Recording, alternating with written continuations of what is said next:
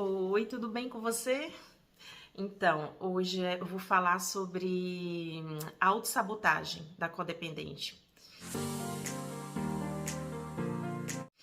A autossabotagem é tudo que o teu cérebro ele utiliza para te manter ali naquela situação de conforto, né? Não tem aquela frase, zona de conforto. Então, a zona de conforto, na verdade, é o que o cérebro está acostumado, né?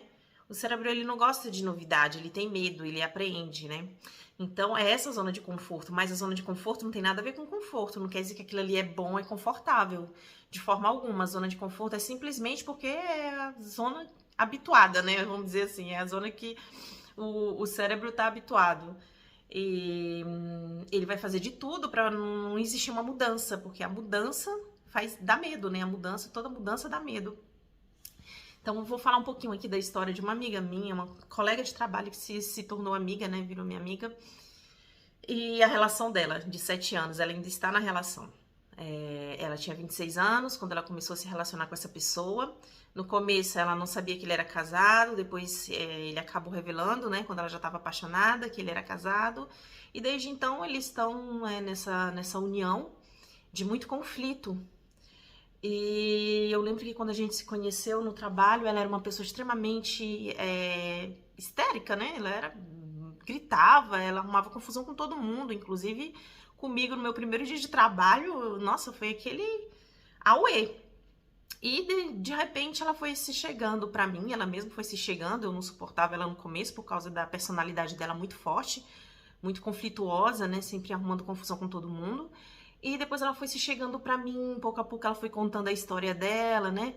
E eu já estava estudando psicologia, né? Ainda não estava estudando psicanálise, mas comecei por minha causa, né? Como eu já falei aqui em vídeo anterior, né? Como eu fui vítima de abuso narcisista, então isso começou a me interessar muito, essa história, esse perfil. Eu comecei a estudar, a pesquisar, por que uma pessoa que na psiquiatria é considerada uma pessoa normal, mas que o comportamento dela é totalmente, sabe, de uma pessoa realmente que tem algum transtorno, algum problema. Então eu comecei a estudar. E por estudar o comportamento da outra pessoa, acabei dando de cara com o meu próprio comportamento, né? Acabei entendendo e sendo realmente diagnosticada, né, como codependente. E eu no começo, como eu ainda não sabia bem, né, não entendia bem, achava que o codependente era um coitadinho, né, tadinho, é vítima do narcisista, é vítima das pessoas que abusam dele, é vítima... Só que o codependente não é tão coitadinho assim, né, não é tão vítima assim, né, a gente só está no lugar que a gente se permite estar. A gente só aceita, a gente só suporta aquilo que a gente aceita, né, se você, a partir do momento que você não aceita abusos, você cai fora. Então, você só é vítima porque você se permite ser vítima. Então, não é bem assim. O codependente, ele aceita abusos não porque ele é bonzinho. Ah, eu sou bonzinho, espero que essa pessoa mude, eu tenho dó dela, eu tenho... Não, o problema é muito mais profundo. O problema está na pessoa, está no codependente. São problemas, são feridas profundas que ele tenta preencher com a presença daquela pessoa, né? Ele espera que aquela pessoa consiga atender as suas necessidades emocionais. Então não é bem assim tão bonzinho, não. Tem um interesse, né? Atrás dessa paciência toda que a gente tem com pessoas abusivas. Então, vou tentar resumir o máximo possível aqui a história da minha amiga. E então ela começou a se chegar pra mim, né, pouco a pouco, devagarzinho, e eu sempre fui uma pessoa assim maleável, né? Eu evitava conflitos aproximação com ela, não porque eu não gostava dela, achava ela uma pessoa ruim e tal, mas por ela ser conflituosa, e eu fujo de conflito, né? Eu não gosto. Mas ela começou a contar um pouco da história dela, dos abusos. Ela começou já contando sobre os abusos, né? Acho que ela queria se abrir e tal, aí ela... O meu namorado, já tantos tempos junto, meu namorado, ele não me oferece nem um presente, nem no meu aniversário, nem no Natal, nunca me convida para ir no restaurante, nunca faz nada, não me dá uma ajuda sequer. E ela mora sozinha, né, com 2 filhos. Ela já é divorciada de um primeiro marido que acabava com ela, que realmente era super agressivo, que espancava ela, que fazia coisas absurdas, do tipo sair jogando coisa assim no chão da casa, pra ela ir lá limpar depois, né? Então foram muitos abusos que ela sofreu com o primeiro marido. Com esse segundo, ela não sofre abuso físico, embora ela já sofreu uma vez, mas não é recorrente. Então ela começou a me contar mais coisas absurdas que ele falava pra ela, tipo, ah, nossa, você tá feia, né? Você ficou feia, você tá gorda. Uma única vez que ele convidou ela pra ir comer pizza com os filhos, ele ficou falando, ah, teus filhos comem muito, nossa, que trata mal os filhos dela, e ela ainda tá com esse cara. A filhinha dela, a caçulinha dela de 8 anos, quase perde a perna por causa desse cara. Foi a última vez que eu vi ela realmente muito chateada com ele. Ela falou, não, dessa vez é o fim. Dessa vez eu termino com ele, acabou, não quero mais. Eu achei realmente que seria o fim, né? 3 meses depois, lá tá a mulher com ele. E era sem graça de me contar, né? E eu sabia que ela já tava com ele, porque eu percebo, né? O comportamento dela como que é. Ela já não fica mais falando mal dele, ela já fica quietinha ali uns dias. Então, assim, foram muitos abusos. Uma vez eu lembro que ela chegou, né? Eu já tava no trabalho, já tava no meu local de trabalho. Ela chegou, eu vi uns roxos aqui nela. Eu, menina, pelo amor de Deus, o que que é isso? E eu via que era marca de dente, porque a marca de dente, você vê, né? Que fica aqueles tracinhos de dente. Aí ela, foi o doido lá que me mordeu. Eu, quê?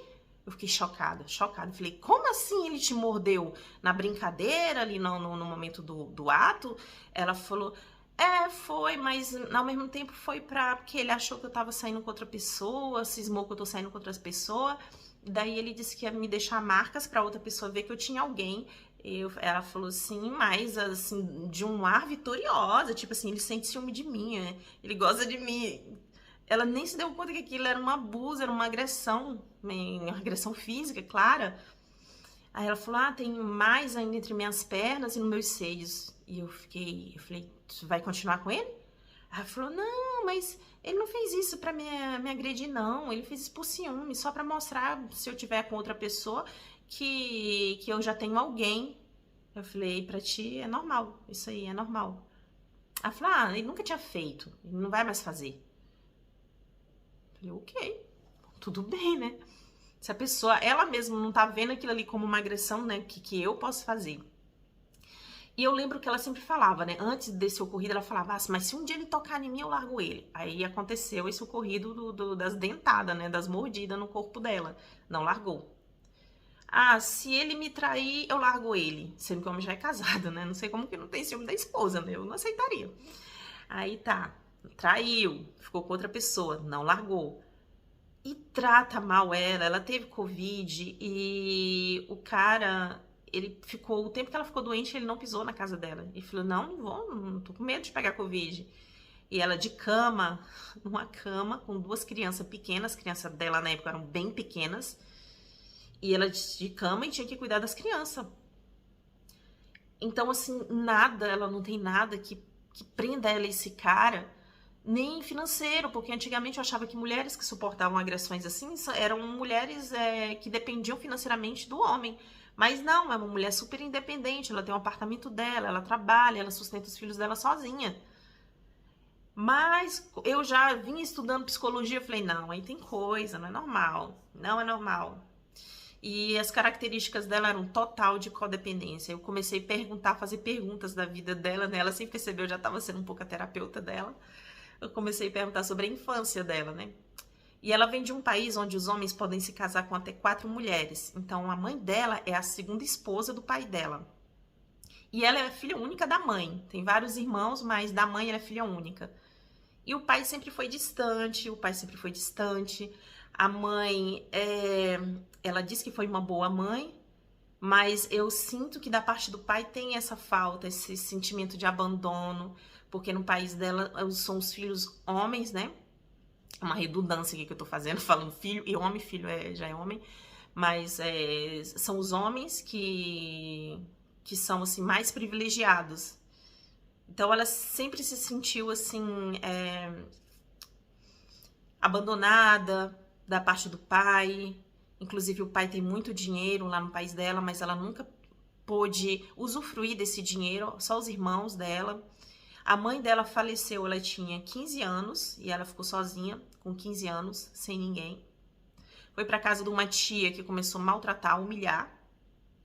Então, ela já não foi nem pra casa do pai, né? O pai não assumiu, pelo que eu entendo, né? Do que ela me fala. Então, eu tive a certeza absoluta, porque a codependência, né? Dependência afetiva, dependência emocional, são palavras que querem dizer a mesma coisa, né? Tudo é a mesma coisa. São formas diferentes de falar da dependência emocional, a dependência afetiva.